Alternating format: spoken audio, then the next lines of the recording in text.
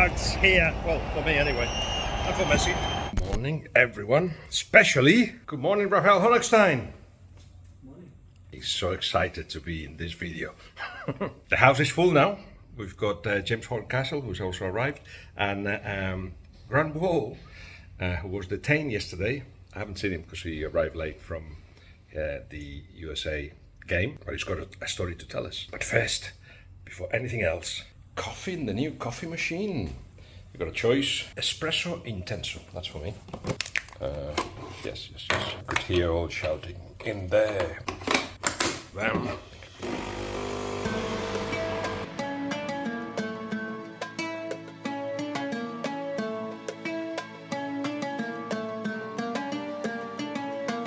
So yes, Grant Wall, he was detained. He was wearing a shirt with the rainbow colours in it because he didn't have anything else. Ended up having it in the media centre in the game, but he was half an hour detained. I'll get the details later from him. And now I've discovered that there is a bus here that takes us to the media centre, which is where I'm going to go, because you need to print your pass, and then from there they take you to the stadium. I'm going to see Argentina, Messi, Saudi Arabia. So let's see how long it takes to get our bus. This is the station. Well, I'm waiting for it. Very important day yesterday when the Iran players decided not to sing the national anthem.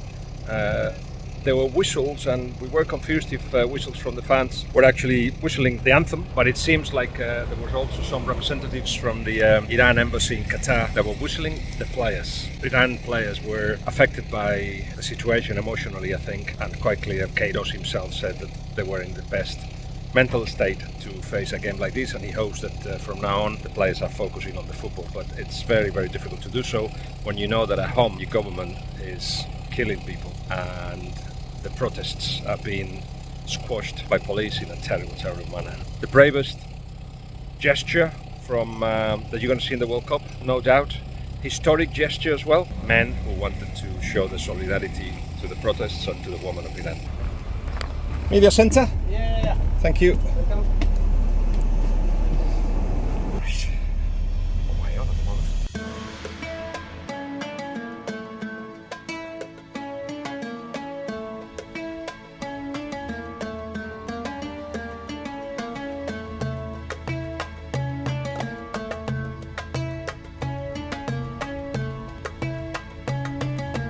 I'm at the media centre, which is massive.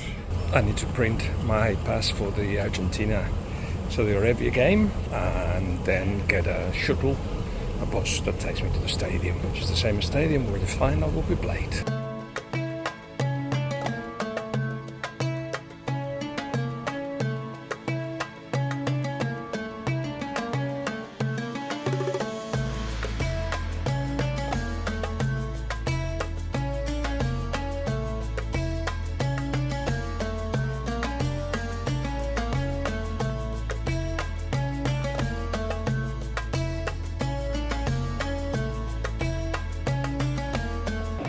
Massive spaces. You have the coffee there, and then waiting room, meeting room.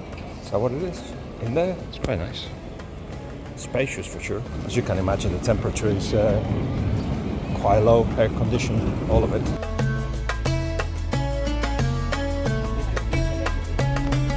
We're getting close to the stadium. Not traffic at all because we're going a different route for the media shuttle bus. This would be the stop for the tram. Nobody there either. The first glimpse of the stadium where the final will be played. Thank you very much. Now the key to get to the right place when you go to a stadium for the first time, like I'm just doing, is to walk behind those that look determined, look like they know what they're doing. Or ask. That's another alternative. Right, let's follow people. And full of Argentinian fans, as I'm going to show you. Argentinians and Mexicans are the ones that I've seen more often so far, and there's a big wave of fans heading towards the stadium.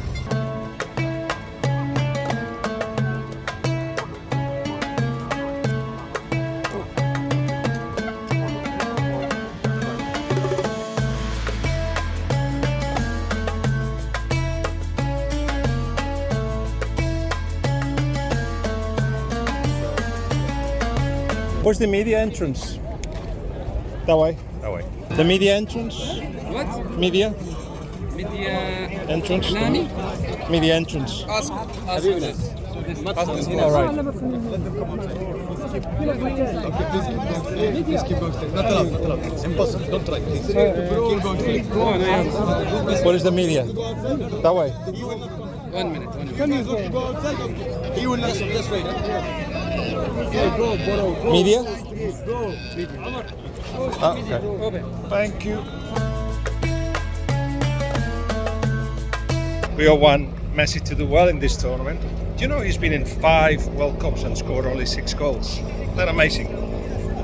I think he's got about 4 more in his locker, and today could be one of those days. He's fine, physically fine, he says, and the team plays for his strengths. It's Medium Broadcast entrance, the yellow bit. Here we are. It's gonna be easy. Not many people in the queue.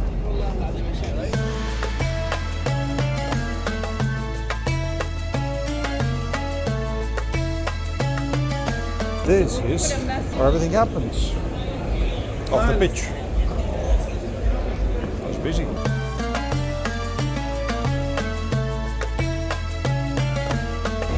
I think I'm gonna go and check on my seat, even though there's still an hour and a half left before the game kicks off. This is the way. Very impressive. Isn't that clever? Just follow the yellow signs.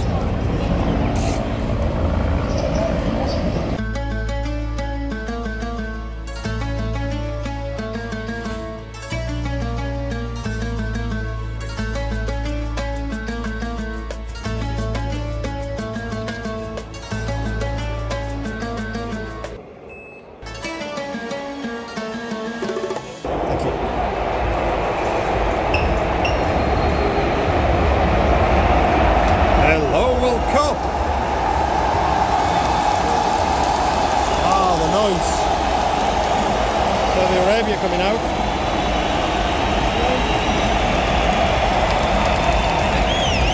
The World Cup starts here. Well, for me anyway. And for Messi.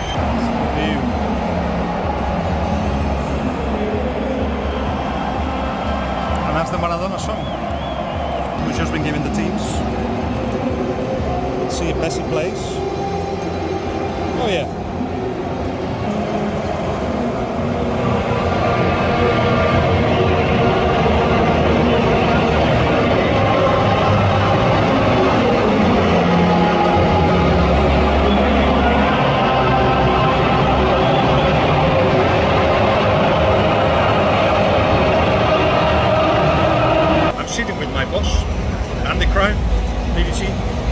So you were saying the atmosphere is better than you were at the Worlds game yesterday. Yeah, I was at the England game. Yesterday.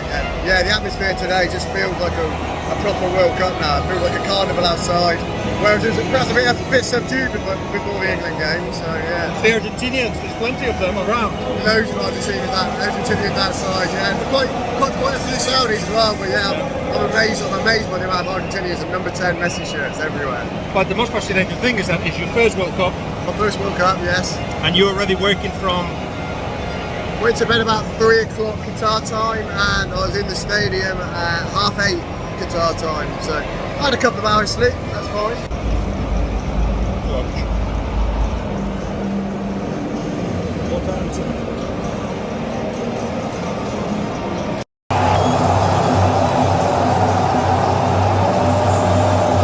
Half time. 1-0 to Argentina with a hat-trick of disallowed goals. Saudi Arabia playing the defensive line very high and everybody very close together, so no spaces. So Argentina have been able to find Messi. That's what I see. And I wonder, the legend that's next to me, Ollie Holt, thinks of it. What do you think first half?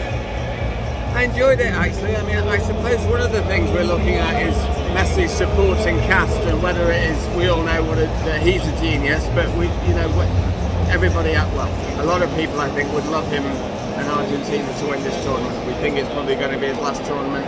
We want to see if he's got the team to help him in it. Even though they've not been at their best, obviously Argentina in that first half. I think there are some good signs. Martinez looks very sharp, for one thing. So. But they haven't found him because he's never again the player that will drop deep and trying to build from very deep. It's just waiting for the last pass or the one before last pass, and they haven't been able to find him. So I've been seeing England yesterday. You think like, oh, I'm watching candidates to win the World Cup or not? Look, I know everybody at home is saying, don't be ridiculous and get carried away about England. It was just Iran, but in given the opponents, absolutely. But I thought that England played very well yesterday. I think a lot of people were surprised actually about how well we played, how cohesive we looked. We seem to have hit on a good system with Rice and Bellingham and Mount, a good balance. We've got a lot of good things going for us, and Bellingham is that element that sometimes teams have to have. I think there's a lot of excitement about him in England. Look, as you know as well as me, there's a bit of a wow factor, I think, about Bellingham, and every team needs that in a World Cup. So, we're cautiously optimistic. No, be optimistic. It was brilliant. 1-2 touch football, and it was fast, and you were effective, and you killed the opposition. And if you actually feel that way, that confident, that belief, you can kill the opposition, not just win. That's what it feels now at the moment anyway. How has been your World Cup so far? Jonathan Liu, my colleague, wrote a piece in The Guardian yesterday after the England game about it almost feels as if there are two World Cups here. There's a World Cup of the football which we all desperately want to enjoy, and I think are enjoying already. And then there's a World Cup of everything that is happening off the field, and Gianni Infantino's speech, and all the issues that we feel so deeply about whether the World Cup should be here. So it's a World Cup, I think, of contrasting emotions. It does feel like there is no turning back. Every World Cup will be two now. We will be looking at the country and saying, what is it you're doing wrong? It'd be good when we go home to actually look at what we do wrong, but anyway, when we are away, it will be something that we will do.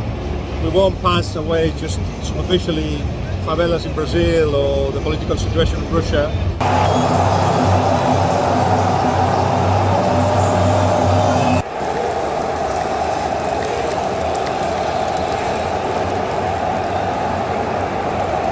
One.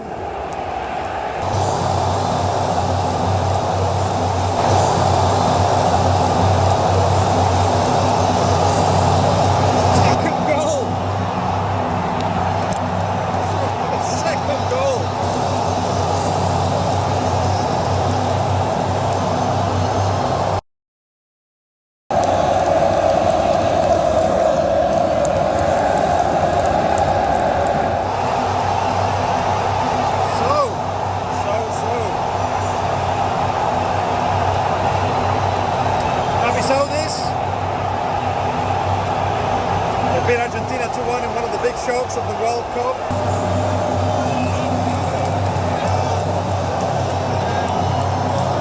I always thought that a World Cup in the middle of the season meant that players will be fit. What that means is that they can run a lot. And if they are well structured, they can defend very well.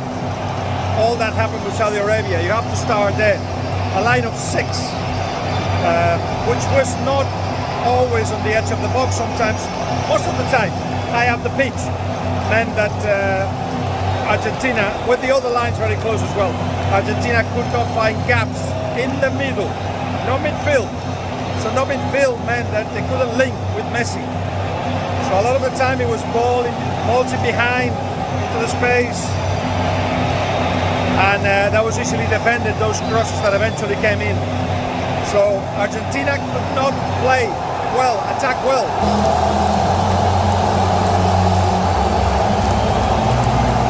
Extraordinary scenes, as you can imagine. And it showed, Argentina showed a lack of sophistication that's worrying at this stage of the competition. They are lucky in one aspect. The penalty was obviously a little bit unfair. Many penalties like that in corners. But the group, Mexico, Poland, they can take points of everyone. So obviously they're not out. They made their life very, very difficult. But in any case, it's all about Saudi Arabia. The two goals came at a time where no one expected Saudi Arabia to manage to get that kind of effective offensive moves, because they hadn't done anything. But Argentina wasted 45 minutes. They went 1-0 up, they thought it was all done, and they started playing like at the pace of Messi. That's not how you do it. It should be Formula 1 cars all around Messi while he does his thing, but everybody play very slow. So no danger. I think it was 80% of possession in the first 15 minutes of the second half. By then Argentina were already 2-1 down, because the possession was not effective at all. It was slow, it was predictable. Compared it, for instance, to England and how they want to touch football, made very difficult to stop them. There was none of that in Argentina. This is one of the biggest upsets when Argentina were knocked out in the group stage in 2002. They drew against Sweden, they lost against England, and they beat Nigeria, so it wasn't as bad as this. So let's see what everybody has to say. Really extraordinary. Oof. Let's see what the reaction is. I'm going to the theatre. I'll show you where in a minute. But my Lewandowski interview for the BBC is coming out today. So why don't you have a look? I will be very happy to have this opportunity to play against Argentina, to play against Leo Messi in World Cup. That kind of feeling what I get that time, probably that will be like that. And I'm trying to enjoy this game, because after so long, so hard way in my career, now is the time to also not only enjoy this part of football, but also try with the smile on your face to stay on the front of against so huge team, huge favorite even to win the World Cup, and try that they gonna be hungry after the game, and I'm try what we can do, and I'll try my best. I really enjoyed it actually. He got quite emotional talking about his dad, unsurprisingly, and yeah, he hasn't scored in the World Cup yet, so let's see what he does today.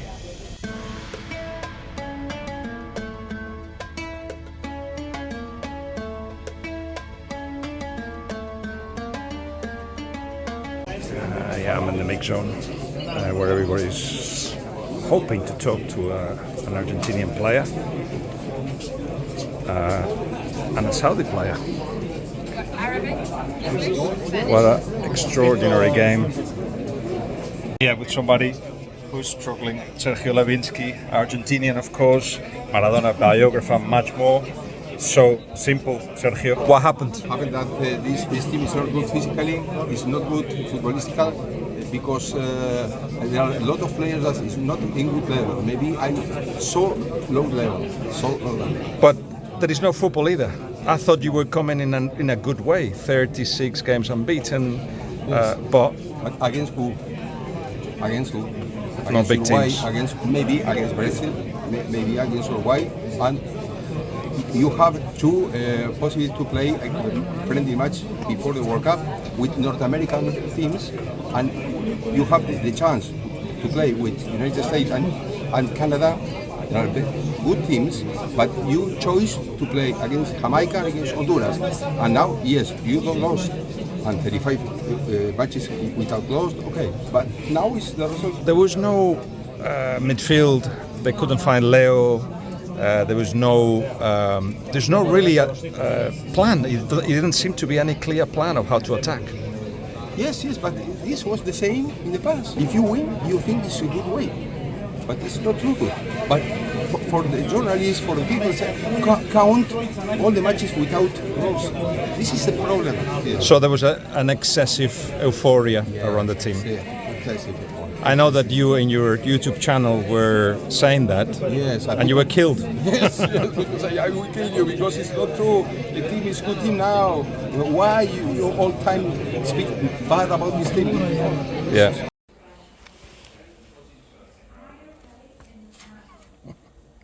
World Cup, this game would have been